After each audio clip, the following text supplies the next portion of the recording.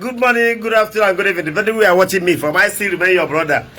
Ebro TV, onye amị ga nwa gwa ta ọmụ na-ebecha. Bikono, o nwere video Mathias nlechala. Abụ na atabu, abụ ezigbo abụ na atabu wee gwuru. Anyị mara magwa bụ na onye ahụ ga-ema. Ana m agwụ na onye ahụ ezigbo ta ga-ema mana ụfọdụ ekwero. Ị mara ọ sị na ọ chọrọ ịmụ ewu Jizọs. Na ọ chọrọ ka Jizọs megoro ya ihe ka ọ fụ. Adị ọgba m gara na sisi ya na Jizọs na-egosikwara ihe onye ọ bụ. Agwa ọ na-egosi onye ọ bụ. Ọ bụrụ ụlọ agbara gbuo agba. Akwụrụ na moto from moto ọ ga-emepe chọọchị filie na ọka o mee ka ndị ụka ka a na-ekwu na chọọchị ya chọọchị otu abụ n'echi o mepere branch ebe niile otu abụ n'oji onye becha nke taata echi ọma bịa ịghọtago ọ bụkwara tinye mgbakwu enwere ala na mgbakwu enwere ala na mgbakwu nke anyị endịkwana enwesị ndị na-adị ego ala nke anyị endịkwana ofu opportunity na Peter Obi abaa na NDC pati ọfụrụ ọmapụ ka ọ gaa grab ka ọ bazie ka o jeze n'ọpa chemba ka ọ ya wee nwe ndị fara megharị ahụ je kpụrụ ha na-abịa anyị na-eche gị mana o wee ofu ihe o chọrọ igosi unu ịma Mathias gba Baịbụl ọkụ yes ọ gba Baịbụl ọkụ wee gwuo n'afọ ya bụrụ Mathias na Mathias nwa afa ndị ọcha mana o ruo na kịta ọ ma na ọ na-eje politiks ọ na-aga lụwa chamba na Abuja ka ọ ma nwe ndị ga-evotu ya wọcha na ka ụlọ ihe Mathias kwuru ya uru ga-alụ ihe Mathias kwuru Mathias na afọ ya bụ Mathias na afọ Mathias nwa afa ndị ọcha na ọ na-achọ ka o si ga-ewepụ ya na Facebook ogwe ya mwepụ asị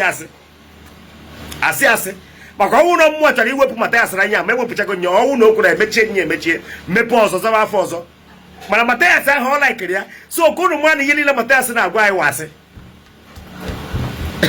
wọchị ya ka a jụrụ Mathias ka ihe we afọ ya wọchị ya na onye si na afọ Mathias nwa afa ndị ọcha na ndị ọcha ghọrịrị anyị aghọrị si ebe a pụọ mmemme vidio na ndị ọcha ghọrịrị anyị aghọrị ma wọchị ya ka a jụrụ ya ka ịfụ ka ọ kpọkọrọ onwe ya Mathias wee ego ka ọ na-achụ afụrụ ya asị biznesman na-achụ onwe ya ego nwere strategist o ji achụ ego ọ ihe fụrụ ya wọchị ya ka ịfụ gị ya jụrụ ya ebe a Mathias ka ihe we afa gị geenụ ntị. My name is Mr.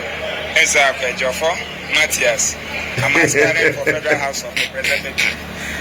Agwụrụ lụrụ ya ka akwụkwọ ya ọzọ ka ụlọ lụkwa ya ọzọ. My name is Mathias Ejiofor. Ọ bụkwara Mathias enyi ọ sị n'afa ndị ọcha na ọ na-aza ya gekwana otu ka o kwuru ya again. Gekwana otu ka unu na isi na gịnị nwa afa gị? My name is Mr. Ezeaku Ejiofor, Mathias. I'm aspiring for Federal House of Representatives to represent my good people of Ozowa. Agwụrụ lụrụ ya. My name is Mathias.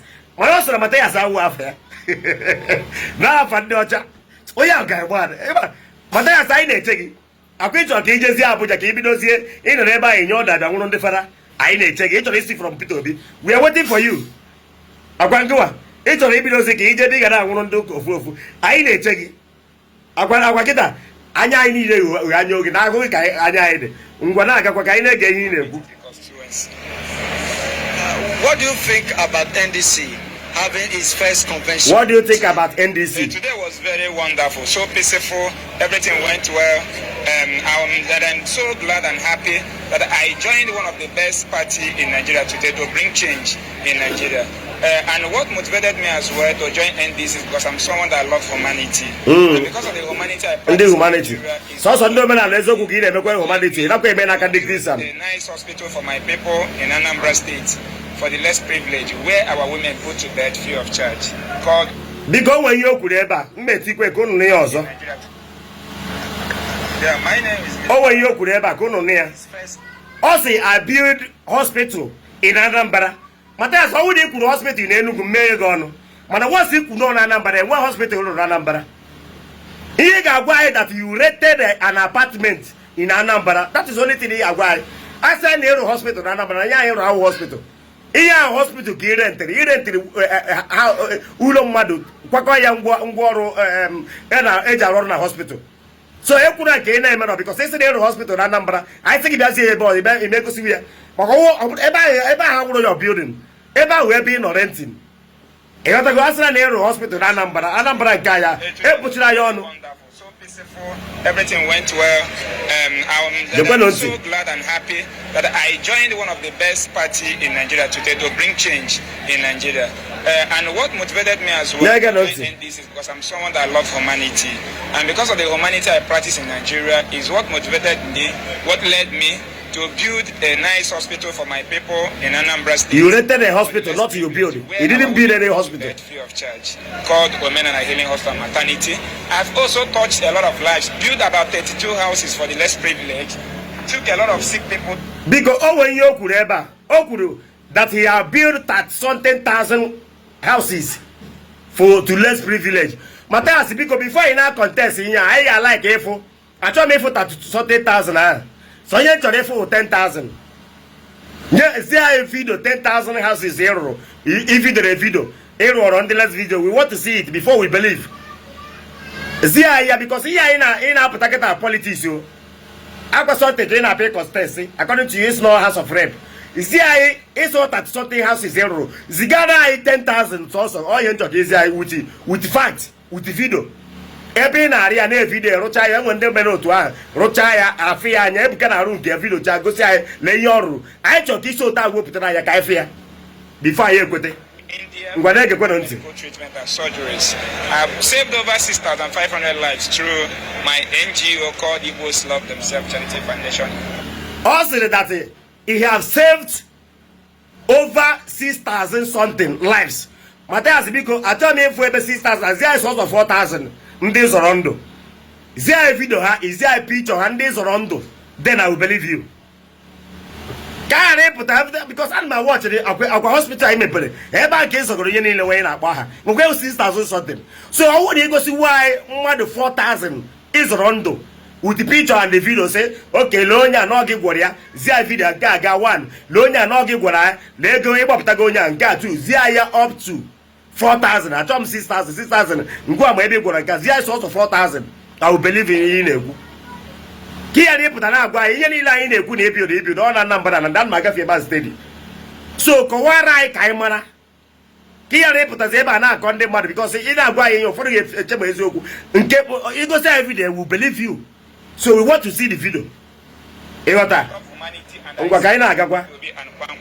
As people who are fighting for the downtrodden of the society, who are fighting for the good of the downtrodden of the society, who are fighting for the good of the vegetable of the society, I saw them as people who have passion for liberation. That is why I joined NEC, and I'm aspiring for House of Representatives, in which I know that by special grace of Chukwu Okike, with the help of my people of Ozo and the West, by the special grace of Chukwu Okike, Mathias Ezeaku, you know, we hear the spirit now roll anywhere. But that's what in the is so much when he wake you maintain no kuri.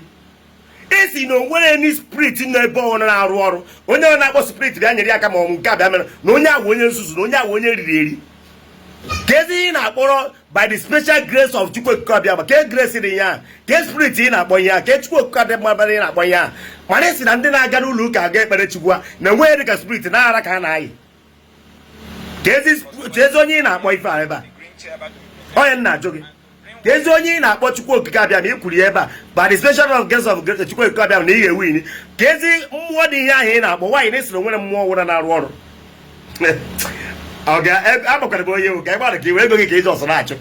No, my candina, that Corona, I don't see enough and nothing, the mother and Wakuchi. Where put on us here, Gaba. My hand that you got to do. Monaco feature and you got that way, that too. Monaco, go away to me in a jeba. I must see you win now. Monagim, my man, never in a general Bible guy, a big gangy. Keep it a cocket and resign, I know. Keep it a cocket, I catch a path for Gaba. Mark man, you were bound, no, I win you, Bible can be, you walk away the coffin. Here we were about nice, and I got one time I know Bible guy a big.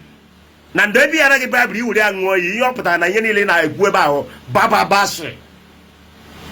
Now the Manama nature make a pen, Tondi, I go back to Raga on Domina Bezuku, Makis and Christians who one way and away here, and every year. I will go on the kiss and that already vote. Don't that day you make a pen, but they take it that day you make a pen. Came a porno soon on about or eager post on Domina about all the vote. Domina Zubuzo Zokuna, where each Christian. But what before you put in a video, Makuya, etc. that day. aka si ka ngwa gị kaba ahụ ị na-ekwu okwu ị na-eme ihe ị na-ekwu na onwere ofu kpụrụ ihe ị na-ekwu ị na-eme aka si ka ngwa gị aka nwanne ụlọ ebido TV onye amị na ụga nwa gị ọtọ mụ na-ebecha nwoke emesịa